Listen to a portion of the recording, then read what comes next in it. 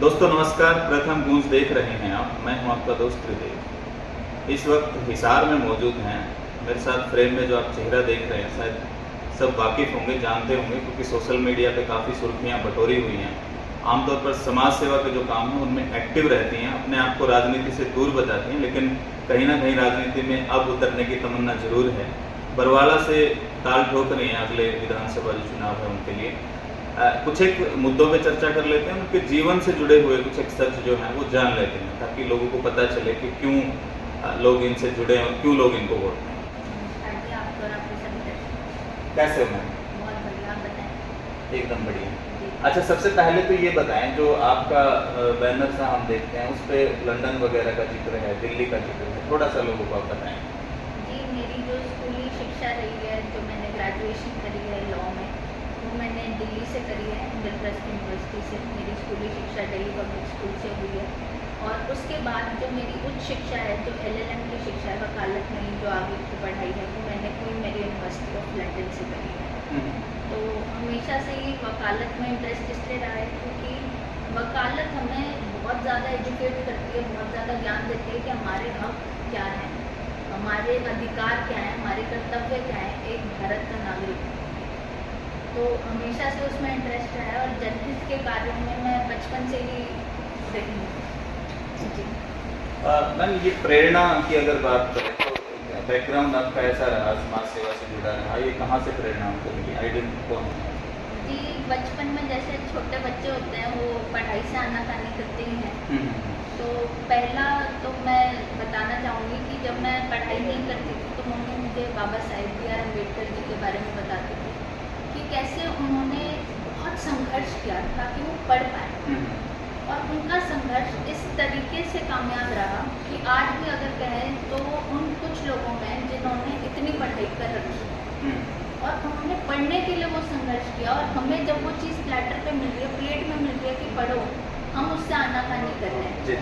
तो उनके जीवन को मैं अपना प्रेरणा स्रोत मानती हूँ कि उन्होंने जैसे संघर्ष किया, अपने देश के लिए काम किया, पूरे भारतवर्ष के लिए, महिलाओं के लिए काम किया, उसी तरीके से मैं काम करना चाहती हूँ। उन्हीं के पच्चीनों पे चल के मैंने वकालत करी क्योंकि हमारे पहले कानून मंत्री, संविधान रचयिता वो रहे हैं, और उन्हीं के पच्चीनों पे चल के आज जो उन्होंने 75 साल पहले जो हमारे हक दिए थे, हमें हमारे जो सुविधाएं हमें दी थी, राइट्स दिए थे, वो लोगों तक नहीं पहुँच पा रहे हैं। तो उन्हीं के लिए एक श्रद्धांजलि अर्पित करने के लिए आप मान लो अपने प्रेरणा स्रोत को मैंने ये प्रण लिया है कि इलेक्शन लड़ना और लोगों तक उनकी मूलभूत जो ज़रूरतें हैं वो पहुँचाना।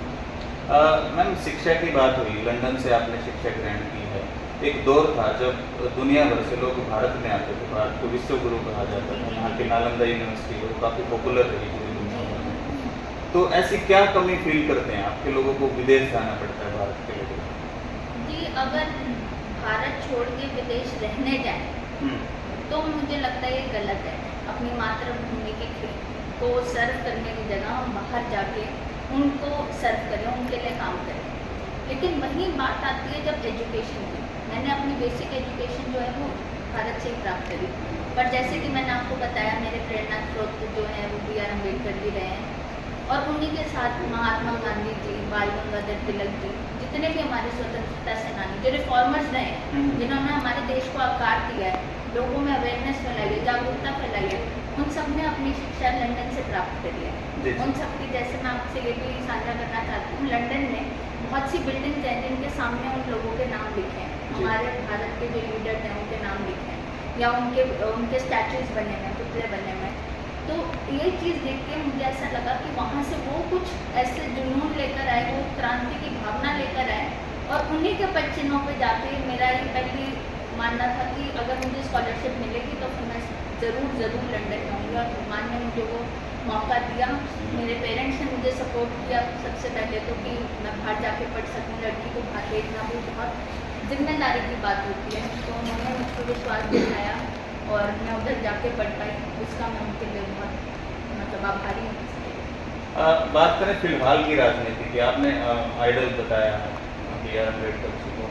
अगर आज की राजनीति की बात करें तो थोड़ा मोटा जब से आप समझने लगे हैं, पहली नज़र राजनीति पे रखते हैं, तो किसको थोड़ा मोटा किसके विचारों से आप प्रभावित हैं, किस पार्टी से, या कोई नेता ऐसा रहा हो जिससे आप प्रभावित हैं जो आज जिंदा है?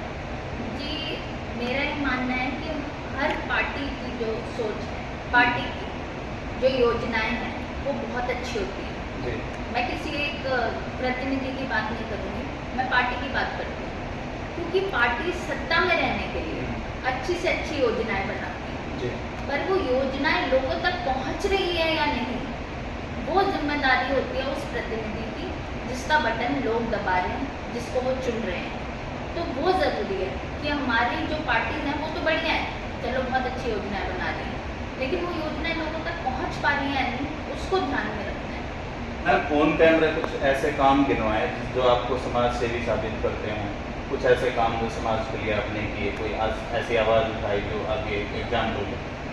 तो मैंने अपनी पहली याचिका लगाई थी, जनहित याचिका। धरातल पे आम इंसान के पास वो पावर है कि अगर उसकी कोई भी फंडामेंटल राइट्स हैं या मौलिक अधिकार हैं, उनका किसी भी तरीके से हनन हो रहा है तो आप उसके खिलाफ आवाज़ उठा सकते हैं। पहली बार जब मैं वोट डालने गई तब मैंने देखा कि एक ही नाम के कई प्रतिनिधि थे। इस चीज़ को रोकने के लिए मैंने अपनी पहली याचिका डाली थी। अब जब आप देखते हैं कि ईवीएम पे प्रत्याशी की फ़ोटो भी होती है, इसका बस इतना सा अर्थ है कि नाम कॉपी हो सकता है, पहचान कॉपी नहीं हो सकती। पूरे भारतवर्ष में ईवीएम पे अब आप फोटो देख सकते हैं प्रत्याशी की। ये मेरी पहली याचिका थी। उसके बाद दिल्ली में उपचुनाव करवाए, टोटल 21 करोड़ का फंड सैंक्शन हुआ, 13 सीटों पर उपचुनाव हुए, वो मेरी याचिका थी। तीसरी याचिका थी कि जो बिजली के बिल थे दिल्ली में वो बहुत ज़्यादा बढ़ गए और बोला जा रहा था कि कम हो गए। तो जब नई सरकार आई थी तो उन्होंने फिक्स चार्ज को बढ़ा दिया था 125%, और जो यूनिट कंजम्पशन है उसको 1 रुपये घटा दिया। तो जो घटाया उसका प्रचार तो हो गया, लेकिन जो बढ़ाया उसके बारे में किसी ने नहीं देखा। इस चीज़ के लिए भी कोर्ट का दरवाज़ा खटखटाया, फिक्स चार्ज रोल बैक करवाए, तब बिजली के बिल कम हुए। तो समाज में जितनी भी कुरीतियाँ देखती आई हूँ उसके खिलाफ आवाज़ उठाने का हमेशा से वो जिद रही है कि अगर मैं कुछ कर सकती हूँ किसी गलत को सही करने के लिए तो वो मैं ज़रूर करूँ। इसी तरह से अभी जब मैंने देखा कि मतदाता जो सूची होती है वो बहुत सी पॉलिटिकल पार्टीज़ को निःशुल्क मिलती है और कई कई बंडल मिलते हैं, 6-6 बंडल मिलते हैं, उसमें कई हज़ार पेड़ काटे जाते हैं, कई टन जो है पेपर वेस्ट होता है और सरकार के 100 करोड़ रुपए लगते हैं। तो वो सरकार का पैसा नहीं है, वो लोगों का पैसा है। अगर हम डिजिटल इंडिया को इतना प्रमोट कर रहे हैं तो ये जो पेपर बचा सकते हैं हम वो बचाना चाहिए। उसके लिए भी मैंने अभी जनहित याचिका लगाई थी और अब हम बरवाला हल्के में टोटल 10,000 पेड़ पौधे लगाने वाले हैं पहली बारिश से ही। उसके अलावा सभी माताओं बहनों को हम सालासर धाम के दर्शन कराते हैं। अब वो हमने जो दर्शन की सेवा है वो सभी बुजुर्गों के लिए और युवा साथियों के लिए भी शुरू कर दी है। टोटल 57 कनेक्शन हमने वाईफाई के दिए हैं पूरे बरवाला एरिया में, ताकि जो बच्चे हैं वो अपना रिजल्ट देखना चाहें, फॉर्म भरना चाहें, कुछ सीखना चाहें इंटरनेट के माध्यम से, विश्व से जुड़ना चाहें तो वो गांव से बाहर ना जाएं, साइबर कैफेज ना ढूंढें, उनको वहाँ पे उस जो सेवा है उसका लाभ हो। उसके अलावा हम सभी गाँव में हेल्थ चेकअप करवाते हैं फ्री, जिसमें आँखों की जाँच होती है। साथ ही साथ निःशुल्क आँखों का ऑपरेशन बनता है, किसी को दवाई की ज़रूरत है तो वो भी दी जाती है। तो ये कुछ काम हैं, ऐसे तो लिस्ट बहुत लंबी है। अगर इन चीज़ों में जो भी किया है मैंने वो सेवा भाव से किया है और वो लोगों को समझ आए तो इससे ऊपर और कोई बात नहीं। बरवाड़ा आपने चुना तो बरवाड़ा से क्या जुड़ाव है आपका, मतलब बरवाड़ा से कोई नाता है या कैसे, बरवाड़ा ही क्यों चुना? जी, जहाँ आप बैठे हैं, जहाँ ये इंटरव्यू हो रहे हैं, ये जगह साकरोड है, ये हमारा कर्म क्षेत्र है। हमारी एजेंसी, फैक्ट्रीज, काम उद्योग जो भी है वो साकरोड से है। क्योंकि मैं बहुत टाइम से समाज सेवा से जुड़ी हुई हूँ, जनहित याचिकाएँ लगाती रहती हूँ, तो फिर अगर मेरा नाम हो रहा है तो मेरे साथ साथ उस जगह का नाम होना भी ज़रूरी है जहाँ से मैंने वो याचिकाएँ लगाई, जहाँ से मैंने वो काम किया है। तो कर्म क्षेत्र को एक तरीके से क्रेडिट देने के लिए साकरोड पीछे लगाते हैं। और साथ ही साथ अब क्योंकि हम राजनीति में घुस चुके हैं तो बहुत ज़रूरी है कि हम जात पात धर्म से दूर रहकर 36 बिरादरी को साथ लेकर चलें। और साकरोड बरवाला का भी एक गाँव है और क्योंकि अब मेरा कर्म क्षेत्र साकरोड भी है तो मुझे छोटे छोटे कदम लेने हैं अपने देश के लिए, तो शुरुआत हम बरवाला से करें। अपने एमएलए की तैयारी के लिए ताल ठोकी है, तो आप मुद्दे बड़े बड़े उठाते हैं, तो क्यों ना मतलब एमपी की आप तैयारी करते हैं या एमपी का आप इलेक्शन लड़ते पीछे जो है या आगे लड़ेंगे, मतलब सोचा आपने ऐसा कुछ? क्योंकि संसद में जो आवाज़ उठा सकते हैं वो शायद विधायक रह के तो आप नहीं उठा पाएंगे। मैंने राजनीति के बारे में नहीं सोचा था। मेरा ये मानना है कि मैं हमेशा से जनसेवक रही हूँ। अपनी शिक्षा के दम पर जनहित याचिकाएं लगाकर मैंने बहुत से काम करवाए हैं, क्योंकि जनहित याचिका एक तरीके से शस्त्र है एक आम आदमी के पास अपने सभी जो राइट्स हैं उनको पाने के लिए। अगर आपकी कोई भी संवैधानिक हक है उसका हनन हो रहा है, शोषण हो रहा है, तो आप उसके लिए जनहित याचिकाएं लगा सकते हैं। लेकिन वो इतना आसान काम नहीं है, बहुत संघर्ष लगता है, बहुत मेहनत लगती है, बहुत जो अल्टरनेटिव हैं उनको ख़त्म करना पड़ता है, फिर जाकर कोर्ट का दरवाज़ा खटखटा सकते हैं।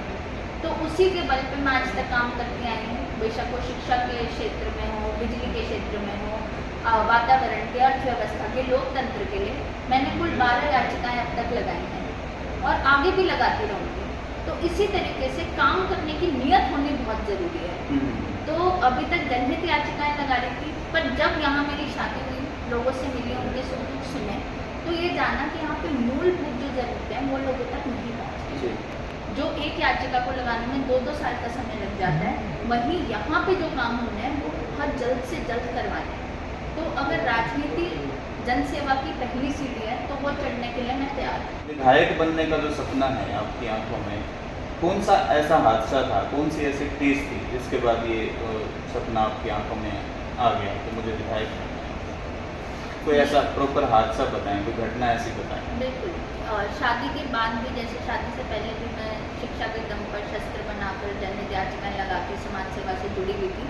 शादी के बाद मुझे लोगों के बीच जाने का मौका मिला, प्रोत्साहन मिला मुझे ससुराल पक्ष से, और यहाँ पे तलवंडी नाना का धरना आज 2 साल होने को आए हैं, वो निरंतर चल रहा है। उनकी मांग है एक सड़क, इंटरनेशनल एयरपोर्ट के स्तर का एक एयरपोर्ट बनाया गया। उसके लिए उनका जो 5 किलोमीटर का रास्ता था जो उन्हें शहर से जोड़ रहा था, उसको बंद करके वो 25 किलोमीटर का रास्ता बना दिया गया, जिससे कि लोगों का काम, शिक्षा, हेल्थ, हर चीज़ का जो है शोषण हो रहा था, उनसे वो चीज़ वंचित की जा रही थी जो जिसके वो पहले से हकदार हैं।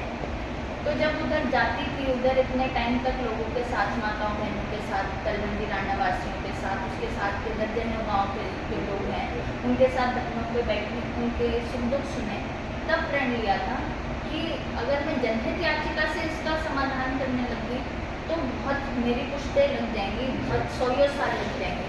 वहीं अगर मेरे पास पावर आई, मेरे पास अधिकार है, मेरे हाथ खुले, तो फिर वो जो काम है, जो मूलभूत ज़रूरतें हैं, सफाई, बिजली, पानी, सड़क, स्वास्थ्य व्यवस्था, शिक्षा व्यवस्था, इनमें काम करना है, तो वही काम महीनों में हो सकता है अगर मुझे वो पद प्राप्ति होती है। तो वही चीज़ थी, आप कह लीजिए कि वही उधर उस धरने पे ही मैंने ये प्रण लिया था कि मुझे इलेक्शन लड़ना है और लोगों तक उनकी जो ज़रूरतें हैं वो पहुँचानी है। अच्छा, वैसे अध्यात्म की बात करें तो आप सालासर वगैरह के आप टूर लोगों को करवाते हैं। आपकी अपनी भावना अगर देखी जाए तो धार्मिक तौर पे अध्यात्म के हिसाब से आप किसको फॉलो करते हैं, किसके विचारों से आप प्रभावित हैं अध्यात्म के विचारधारा? जी, मेरा मानना है कि भक्ति में शक्ति है। हमारे जो ग्रंथ हैं वो भी 4 तरीके की भक्ति बताते हैं। पहली भक्ति भगवान की, उस परम पिता परमात्मा की जिसमें आप विश्वास रखते हैं, जिससे आप जब परेशान होते हैं उससे बात करते हैं, उससे जो आपको चाहिए होता है उससे मांगते हैं। दूसरी जो भक्ति है वो है अपने माता पिता की, बड़े बुजुर्गों की, सास ससुर की, जो ज़मीन पे, पृथ्वी पे जो भगवान का स्वरूप है, जो अपने आप को छोड़ के आपकी भलाई के लिए आपको आशीर्वाद दे सकते हैं। तीसरी भक्ति है अपने जीवन साथी की। जीवन साथी की ये नहीं कि सिर्फ पति पत्नी के लिए करे या पत्नी पति के लिए करे, दोनों की। जिस घर में ये भक्ति मिलेगी वहाँ आपको कोई कलेश नहीं मिलेंगे, अंडरस्टैंडिंग मिलेगी और वहाँ लक्ष्मी का वास होगा।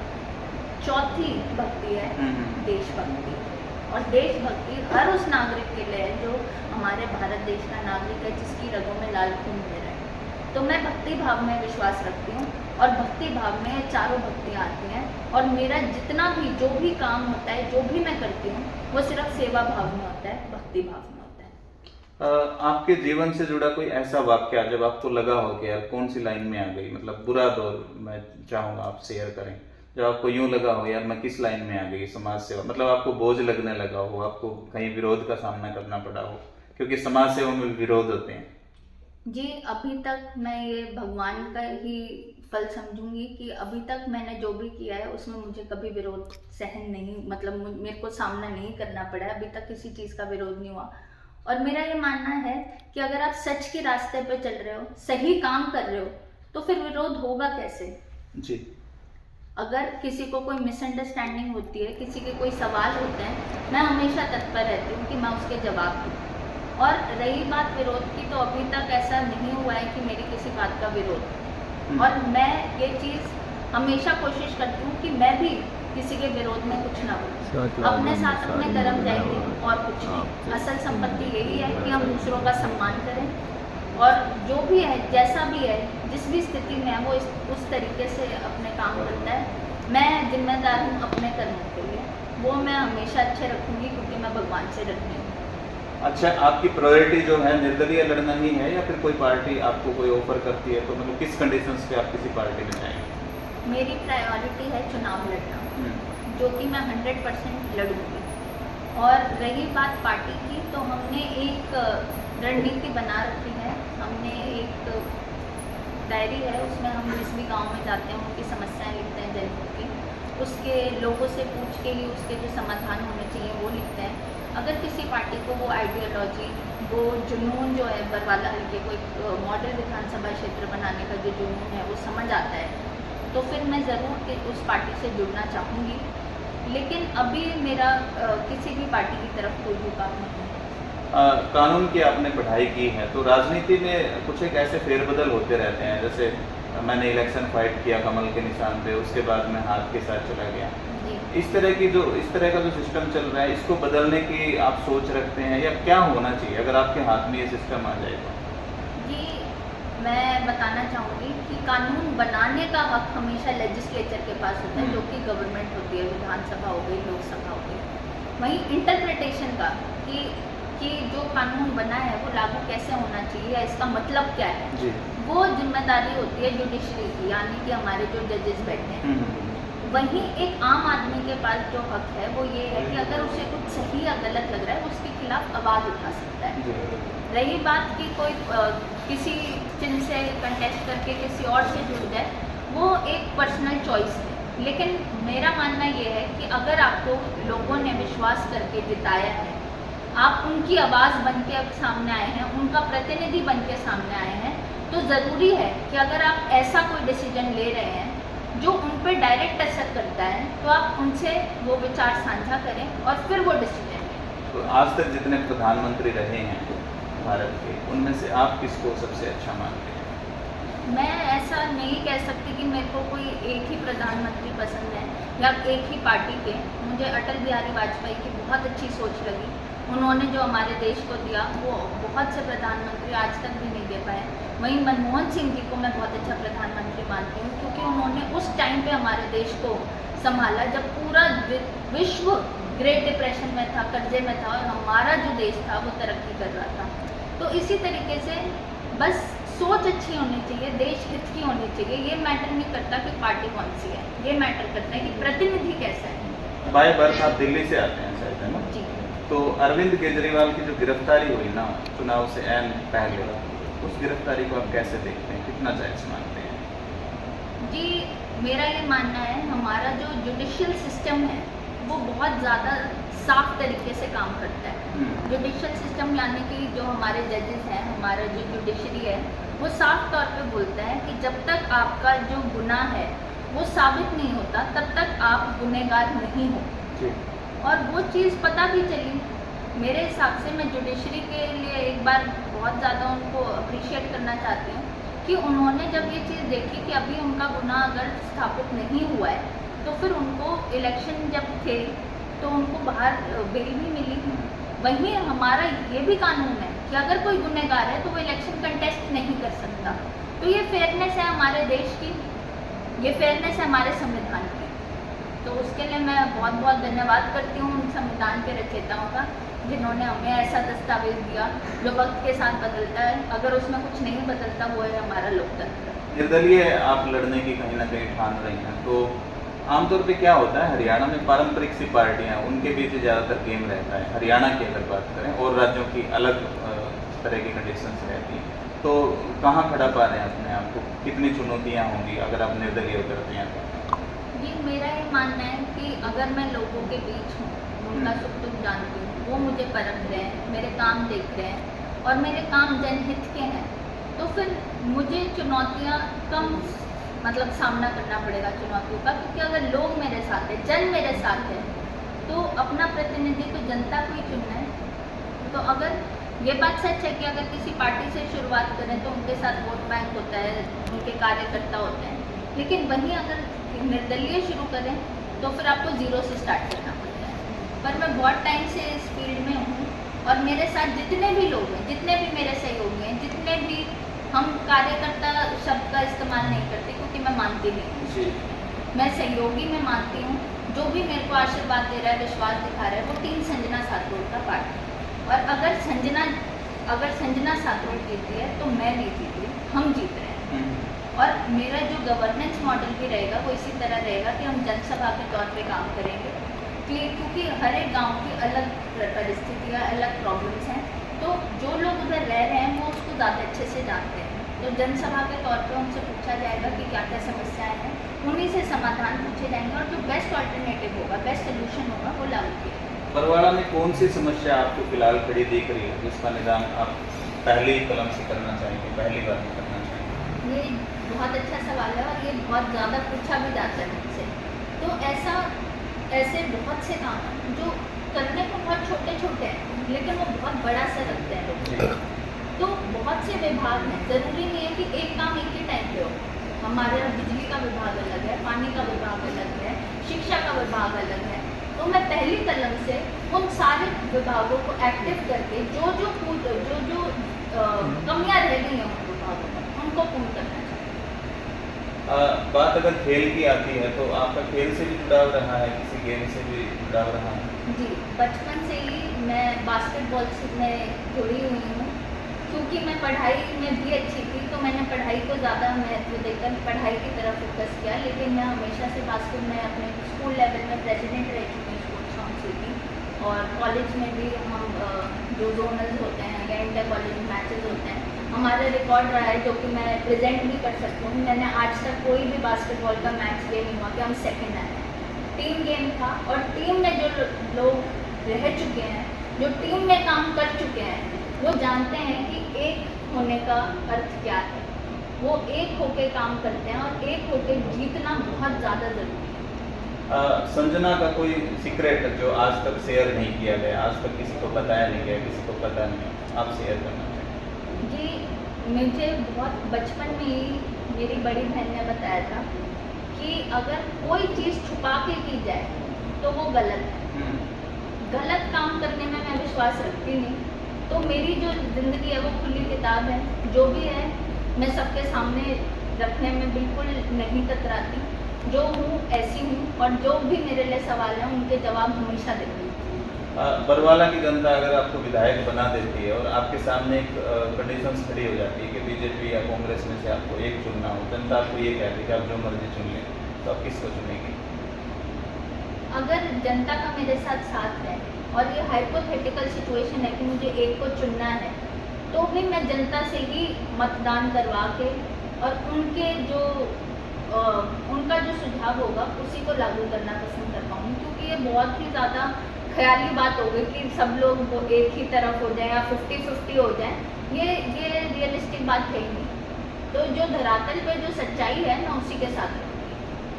अच्छा, तो लास्ट में कोई खास मैसेज आपकी तरफ से आप दर्शक जो देख रहे हैं उनको देना चाहें, बरवाला के वासी जो देख रहे हैं उनको देना चाहें? मैं सभी बरवाला वासियों को बस इतना सा कहना चाहती हूँ कि अब बहुत कम समय रह गया विधानसभा चुनाव के लिए, और एक एमएलए का सीधा असर होता है हमारी ज़िंदगी पे। आप मत देखिए कि वो कौन सी पार्टी से हैं, आप ये देखिए वो कितने काबिल हैं, कितने पढ़े लिखे हैं, अपने बल पे उन्होंने क्या काम करे हैं, आगे जाके वो क्या काम करेंगे, और उसी के बलबूते पे आप वोट दें, अपना मतदान दें। हमारा कर्तव्य बनता है भारत के नागरिक होने का, हमारे लोकतंत्र को जिंदा रखने का, हमारे विकास को उसी इंसान के हाथ में दें जो उसकी कदर करे। तो आप लोगों से बस इतना ही कहना चाहती हूँ, आप मुझे भी परखिए और मेरे साथ जो और लोग हैं उनको भी परखिए और फिर सोच समझ के अपना मतदान कीजिए। संजना सातरोड जी को आपने सुना और काफ़ी जो इनकी दिल की बातें थी वो काफ़ी निकलवाने की कोशिश की है। बरवाला वासी इस वीडियो के बारे में क्या राय रखते हैं हमें कमेंट बॉक्स में ज़रूर बताएं। इस वीडियो को ज़्यादा से ज़्यादा शेयर करें। धन्यवाद, शुक्रिया।